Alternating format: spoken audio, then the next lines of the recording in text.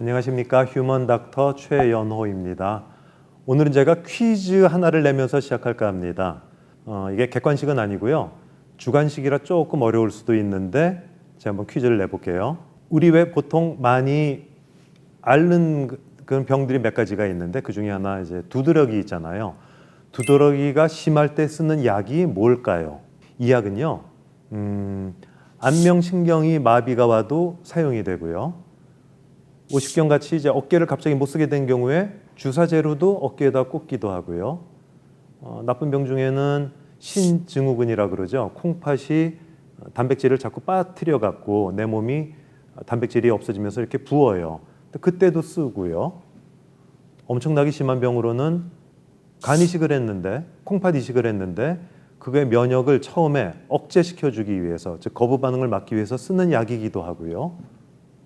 또 쉽게는 피부과에서 염증이 생길 때 바르는 약일 수도 있고요.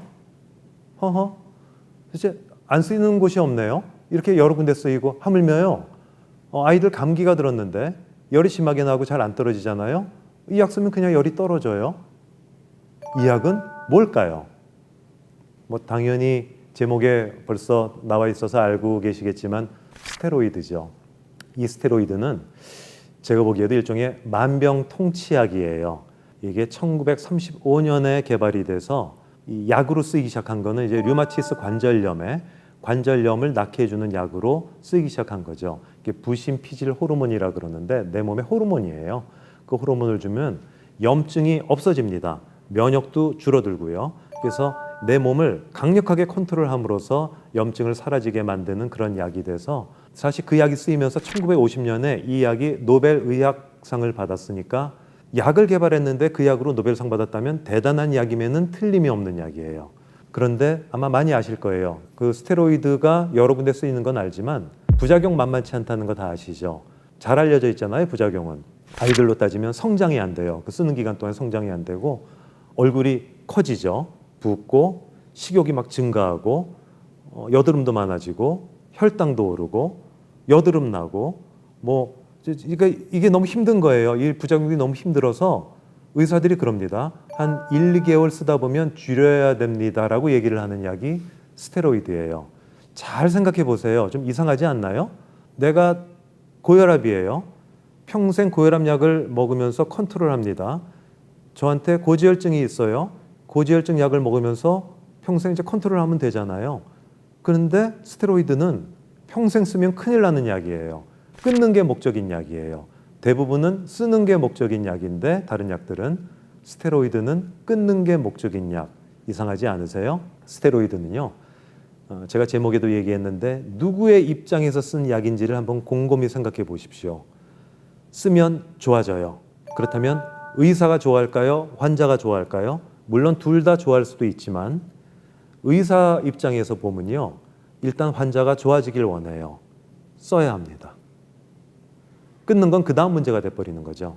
그런데 만성질환이 있어요.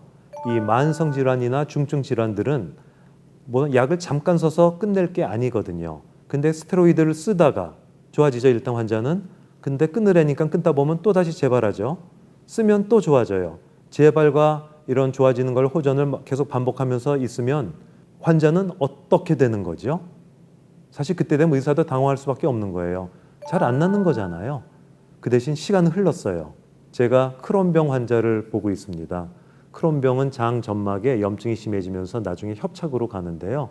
한 5년, 10년 지나면 협착이 오는 병이에요. 저는 사실 그 병에 스테로이드를 쓰지 않습니다. 많은 병원과 많은 의사들이 처음에 스테로이드를 써요. 저는 그것에 반대합니다. 의사 입장에서는 써서 그 병이 좋아지는 걸 빨리 경험하고 싶어지는 건 맞는데요. 결국 시간을 끌다 보면 그 피해는 환자가 보게 돼 있거든요. 그러니까 입장이 완전히 다른 약이에요. 스테로이드는 의사가 쓰면 빨리 좋아지게 할 수 있지만 제 아이가, 제 가족이 어떤 중한 병을 갖고 있다면요. 저는 그 약을 쓰기를 꺼려할 겁니다. 오히려 반대할 겁니다. 그 약 말고 원래 쓰는 다른 약을 써주세요라고 얘기할 겁니다. 맞아요.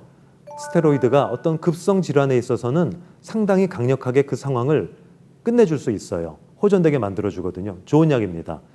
작고 잠깐 쓰고 말 것들, 그런 상처들, 이런 거는 쓸 때 우리가 인간이 효과를 보는 건 맞는데요. 만성질환이라든가 중증 질환이 있어서 원래 오리지널 약들이 충분히 있는 경우에, 그런 다른 약들로 대체할 수 있는 경우에 스테로이드를 먼저 써버리면요, 그 다른 약들도 거의 잘 안 듣게 된 상황을 경험하게 돼요. 물론 약들이 잘 안 들어서 마지막에 스테로이드를 쓰는 그런 경우가 훨씬 많기는 하지만 스테로이드를 쓰지 않고 다른 약을 써서 낫게 하는 방법을 택하시는 것이 훨씬 더 옳습니다. 크론병 같은 경우에는 저희는 그래서 스텝업 치료, 차근차근 올라간 치료를 하는 게 아니라 좋고 센 강한 약을 미리 톱다운으로 내린다고 제가 설명을 합니다.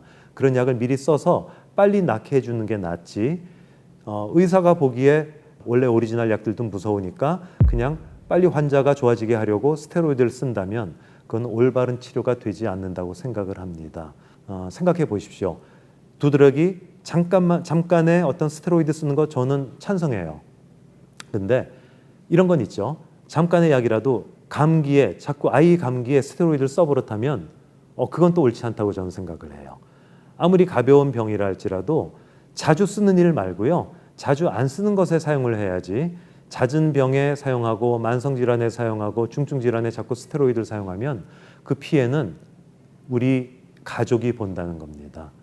의사와 보호자, 부모들은 걱정이 되니까 빨리 낫게 해주고 싶은 마음은 제가 충분히 이해하지만 사실 그 약을 먹는 거는 우리 아이가 될 수 있기 때문에 스테로이드 사용은 상당히 주의하셔야 돼요.